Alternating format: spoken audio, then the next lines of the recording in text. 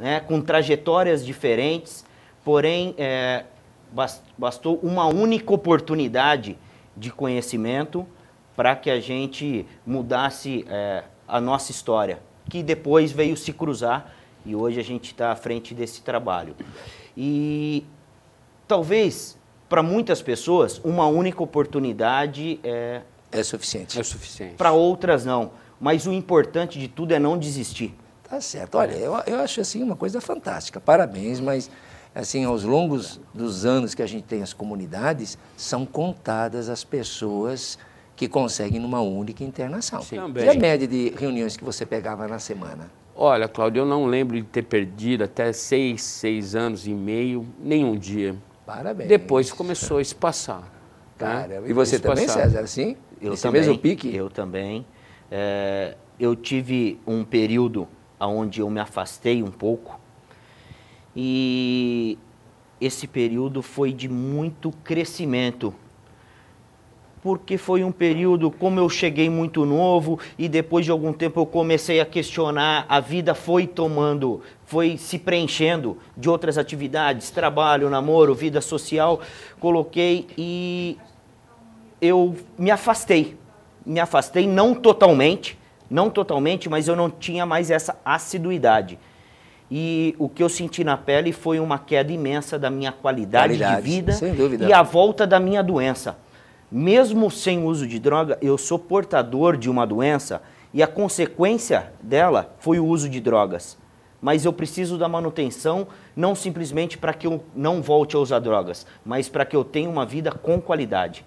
Então ela serviu para isso. Os defeitos assim, do caráter, eles continuam sendo grosseiros, não é isso?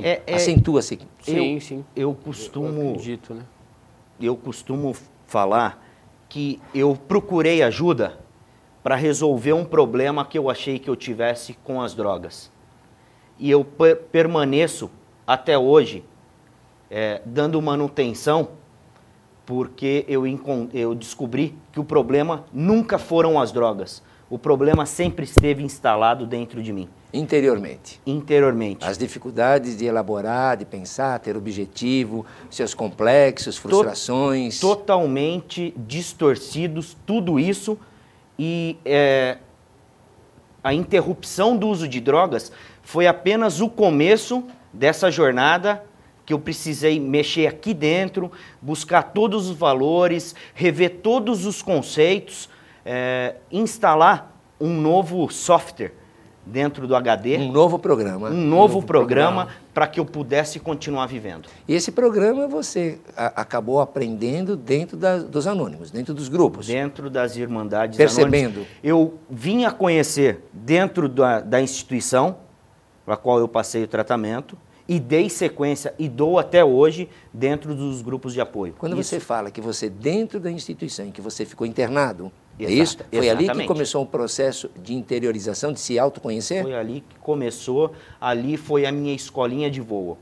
Né? O período de internação, eu tive um período intensivo, onde eu tive a oportunidade de ficar 24 horas por dia olhando para o César, conhecendo o César, através de uma equipe multidisciplinar que me deu esse suporte, me falou desse programa, me ajudou nos momentos difíceis. Então, quando eu retornei para a sociedade, eu já estava encaminhado.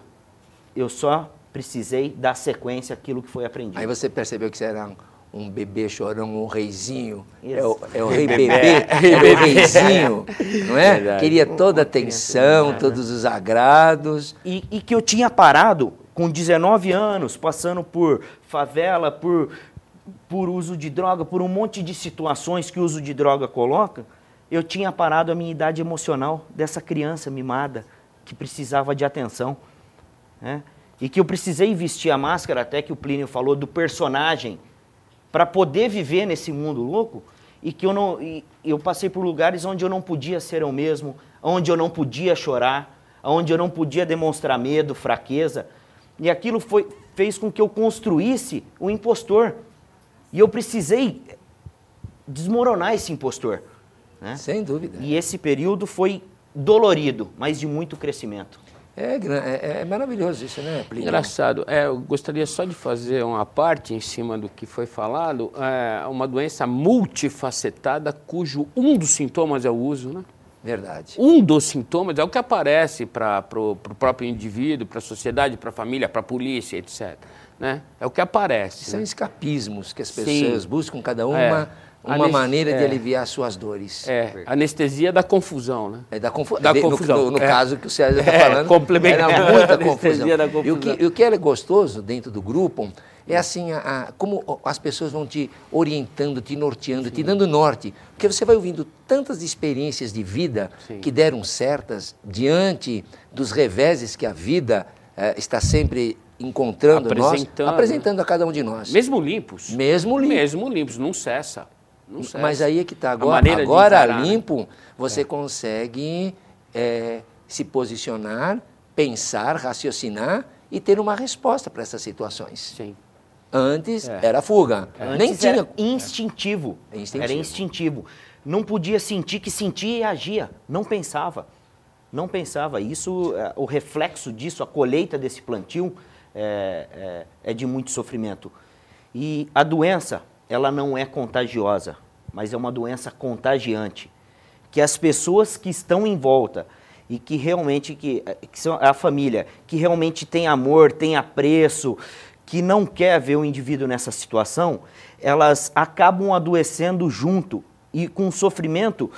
Eu acredito que até maior, se é que se dá para medir sofrimento, porque eu, quanto dependente, eu estava anestesiando toda essa confusão, todo esse sofrimento com as drogas.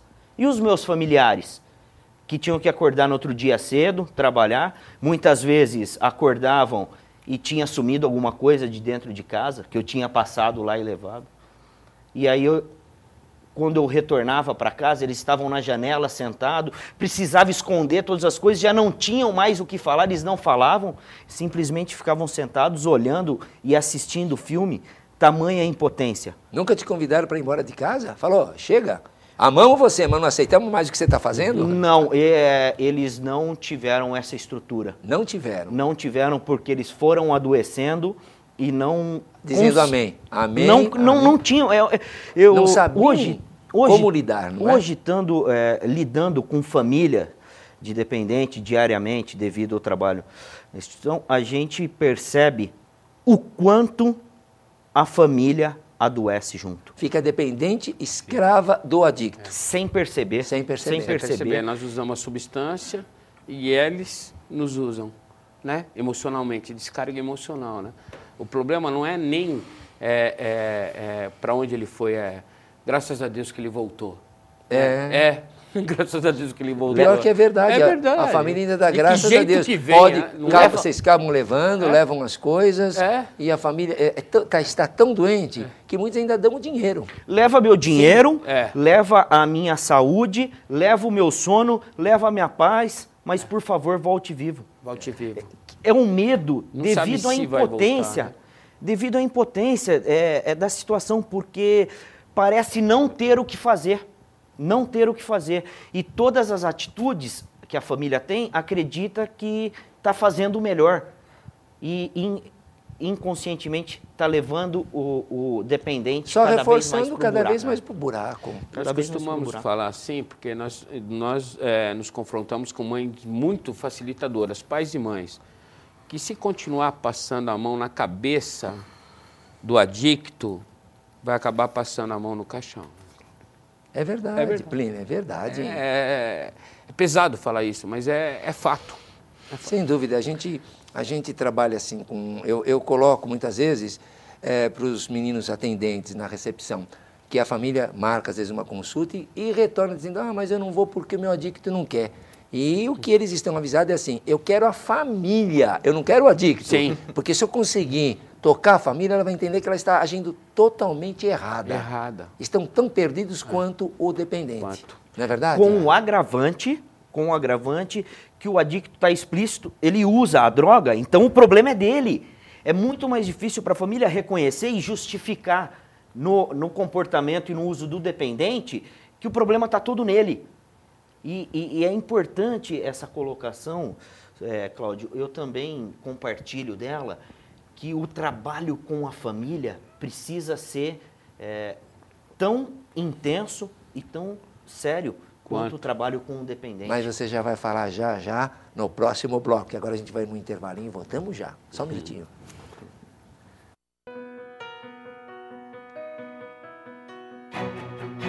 A ti que se entregou na cruz por me amar e que venceu a morte ao ressuscitar. A ti, Jesus, a honra, a glória e louvor. A ti que se entregou na cruz por me amar e que venceu a morte ao ressuscitar. A ti, Jesus, a honra, a glória e louvor, que entronizado para sempre estará. Na terra e céu o seu nome estará.